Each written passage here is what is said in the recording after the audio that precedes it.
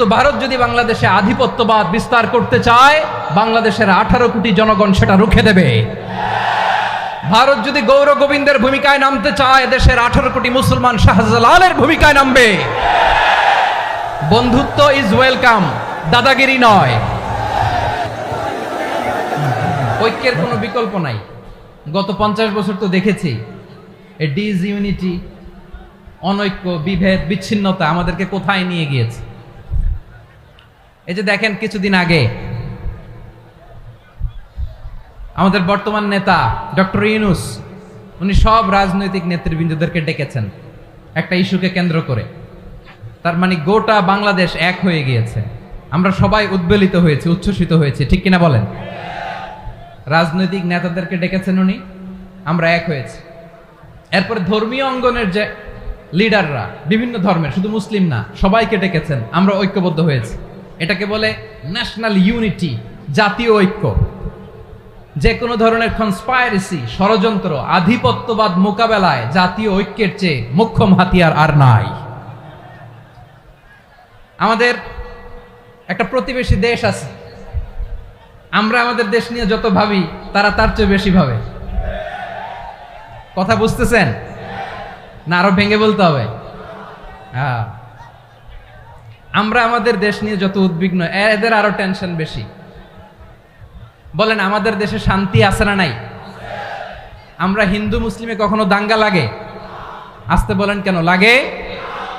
ওদের পূজা পর্বণে আমাদের মাদ্রাসার ছেলেরা যে পাহারা দেয়, চিল্লায় বলেন ঠিক কিনা?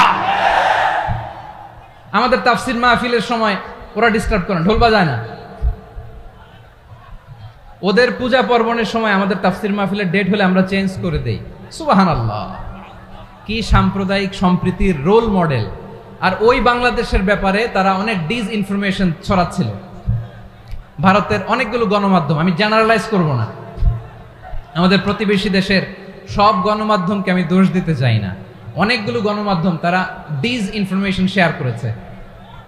ডিসইনফরমেশন আর মিস ইনফরমেশনের পার্থক্য আছে। মিস ইনফরমেশন না জেনে ভুল বুঝে একটা মিথ্যা বা ভুল তথ্য ছড়িয়ে দেয়া, এটার ক্ষমা আছে, এটার কি আছে।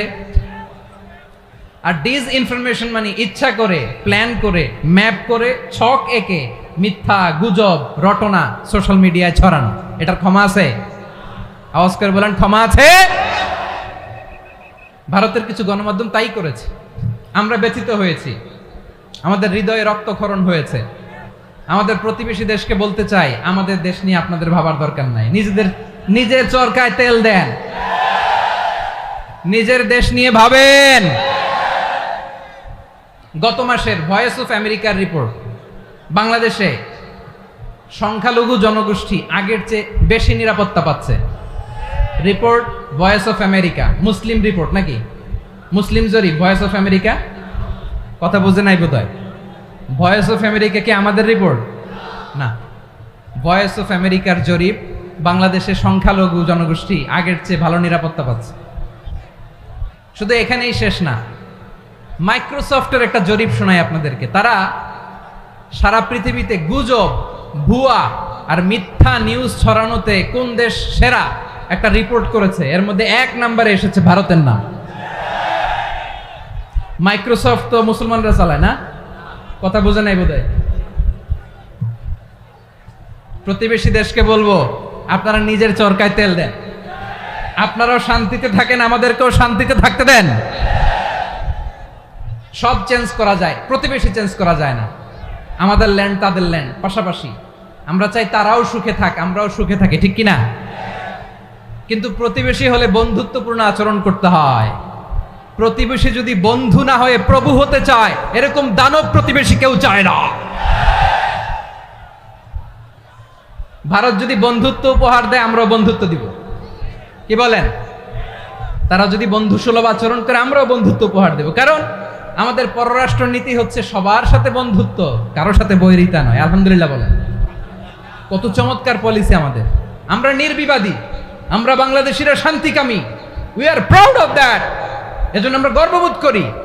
আমাদের পররাষ্ট্র নীতি সবার সাথে বন্ধুত্ব, কারোর সাথে শত্রুতা নয়।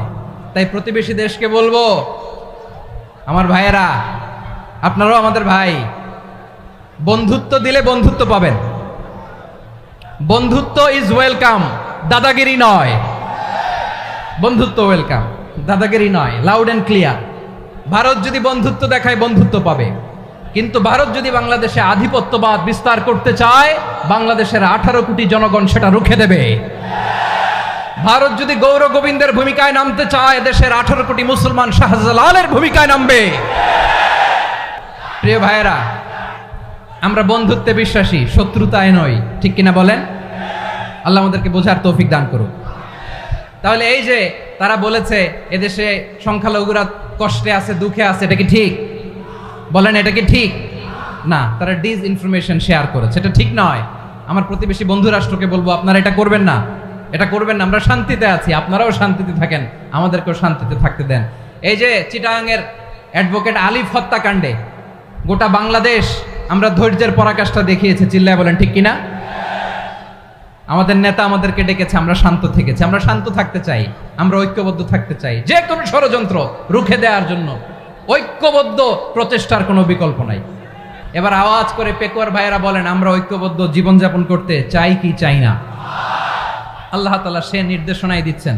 আল্লাহ তাআলা ইরশাদ করছেন, ওয়া'তাসিমু বিহাবিলিল্লাহি জামিআন ওয়া লা তাফাররাকু ওয়াযকুরু নি'মাতাল্লাহি আলাইকুম إذ كنتم أعداء فألف بين قلوبكم فأصبحتم بنعمته إخوانا وكنتم على حفرة من النار فأنقذكم منها كذلك يبين الله لكم آياته لعلكم تهتدون الله أكبر পড়েন। আল্লাহ বললেন, ও গোলামেরা শোনো, ওয়াতাসিমু বিহাবিলিল্লাহি জামিআ, ও আমার গোলামেরা সবাই মিলে আল্লাহর রশিকে আঁকড়ে ধরো।